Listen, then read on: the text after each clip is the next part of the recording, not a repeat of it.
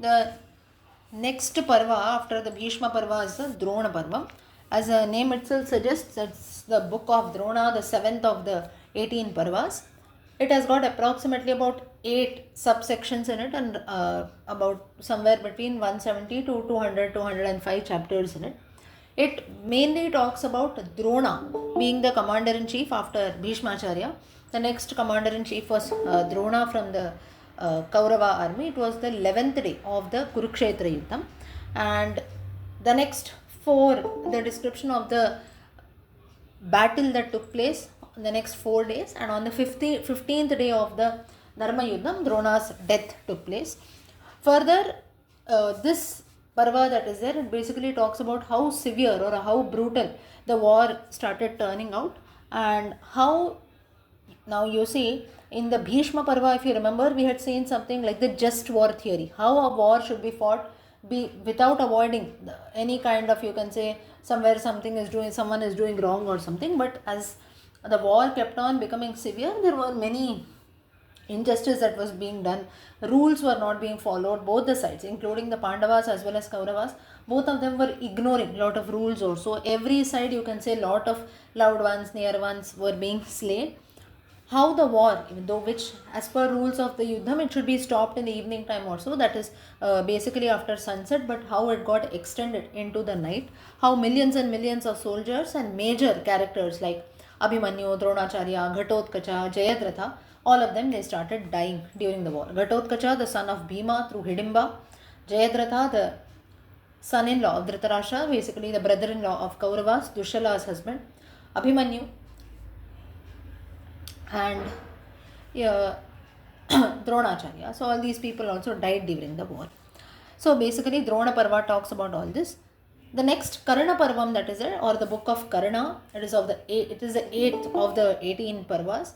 It has about 96 chapters or so, and there are some, you can say, like some people feel that it is a very you can say, when you have to study the parvam in having like in a very critical manner, that is like to do an analysis also. So 96 seems to be very long. So some people will also reduce it to about 65 to 70 chapters or so.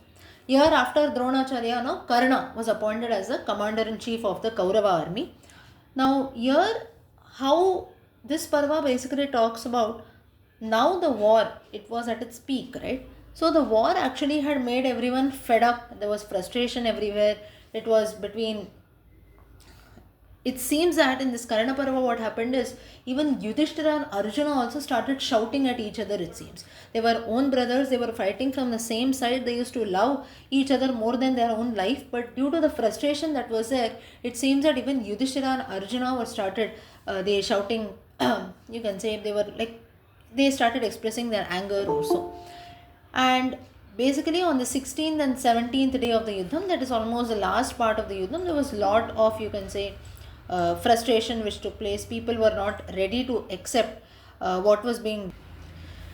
So on the 16th and 17th day, that is almost on the last day of the Yuddham, we see that people were like, Karna had a great war between, a very fierce battle with Arjuna at the end of this parva.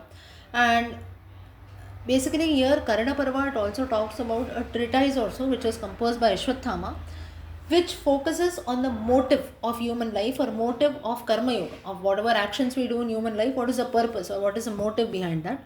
All this, it has been told by Ashwathama. Karna Parva has the mention of this.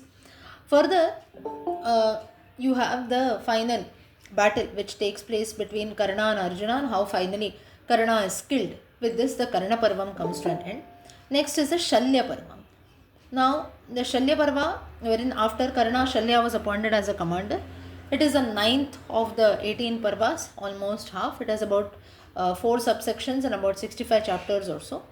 And this Parva that is there talks about Shalya's death, how Duryodhana, he becomes wounded a lot, and now only out of the entire Kaurava army, it seems that only 3 people survived.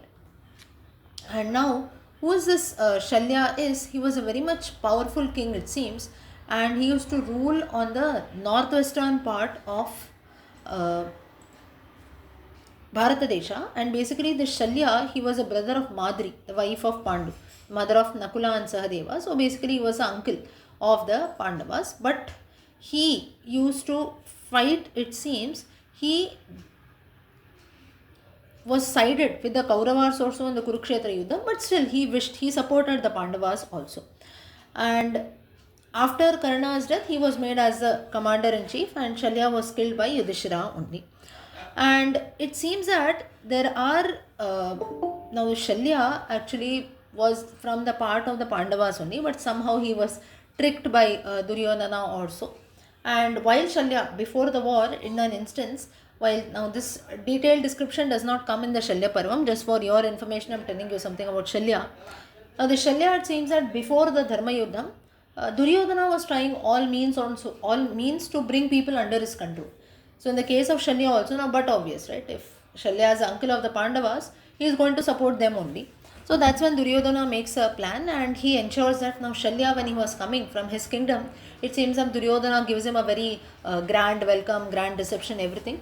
And it seems that although the Pandavas had done all these arrangements, but Duryodhana took the full credit for that, and Shalya also. Now here, this thought that was there, that Pandavas had made the arrangements, and Duryodhana took the credit also. This was a thought of Shalya, it seems, but actually Duryodhana had only done this. Pandavas did not do this at all. And that's when it seems that Shalya grants a boon to Duryodhana, saying that you have given me a lot of, you can say, very good hospitality, very nice arrangements, also very warm welcome. So now you ask any boon. That's when Duryodhana very intelligently, he asks Shalya to fight on the behalf of, fight from the side of the Kauravas. And now he had given his boon also, so Shalya could not refuse. So this was the reference of how Shalya became a part of the Kaurava army, and that's how though he was the uncle of the Pandavas, he could not fight from their behalf also. This is the Shalya Parvam. Next Parva that is there, it talks about, further in this Shalya Parvam, what happens is, it also describes how the Pandavas and Bhagavan, with the Shalya Parva, it seems that the war actually, it was not almost the end, but you come to know that how Bhagavan and the Pandavas, they become victorious, that is, they win over the Dharma Yuddha. But at the end, the Pandavas also had to lament that the last 18 days or so, human lives were lost in, you can say, so much in number. And it seems that even today also, now there is no mention of this in the Mahabharatam also, but it seems that in that time, now today also, if you look at the sex ratio that is there, males are more than females, right, in general. But in those times during the Mahabharata Yuddham, for a few generations, few centuries or so, men were less, it seems, than women. That was the amount of loss that took place in the war.